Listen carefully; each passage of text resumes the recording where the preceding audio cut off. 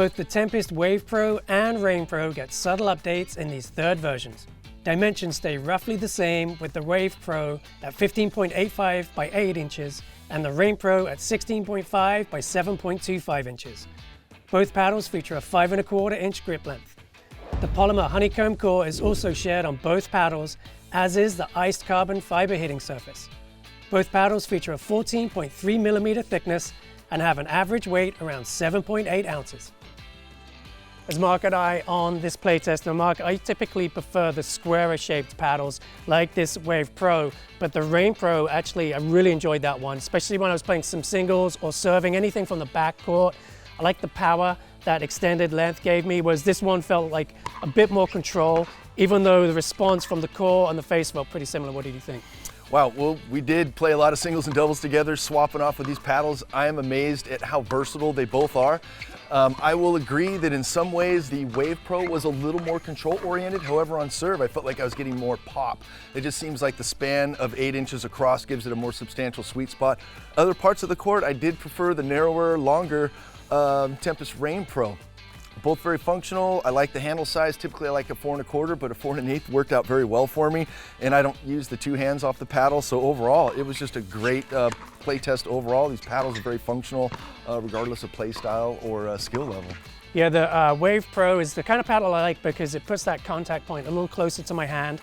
But with that Rain Pro, I just love the stability of it. When I was picking up those tough balls right down by my feet or just dinking, I didn't have to work as hard with that paddle. I felt I was getting just more free power, a bit more leverage out of it. In the firefights we were having at net and having some fun really going after each other, that's when I thought the Wave Pro was the paddle of choice for me. Just felt a little quicker at the net, and I felt like I was better equipped up there with it. Now I know last time around, the previous generation, this is version 3, this one had like a 15mm core, no 14mm, and this one had a 15, so I think these are both at 14.3. What'd you think of the energy return level off of these? I thought it was really good. I definitely thought it gave me some nice pop, and I felt more free power from both of these than previous versions. How about you?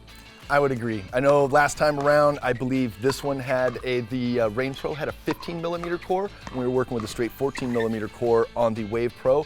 Now in between, we've got a 14.3mm core for both of these paddles. I felt more of an energy return coming off of it. Another thing I really enjoyed about both of these paddles was the slight change from a textured graphite to now an iced carbon face. It is definitely very gritty, very friction based, and throughout the whole length of this play test, I never felt any diminishment in spin potential. And the other thing that is a slight concern to me is the decals, the advertisement or the branding. Sometimes it obscures spin potential. This is an uninterrupted surface. It looks great, it plays great, it's very consistent and predictable overall. So the biggest difference we found was in the shape of the paddles. If you like that elongated shape, the Rain Pro is the way to go. If you want a more of a traditional square shape, you're gonna go look at the Wave Pro.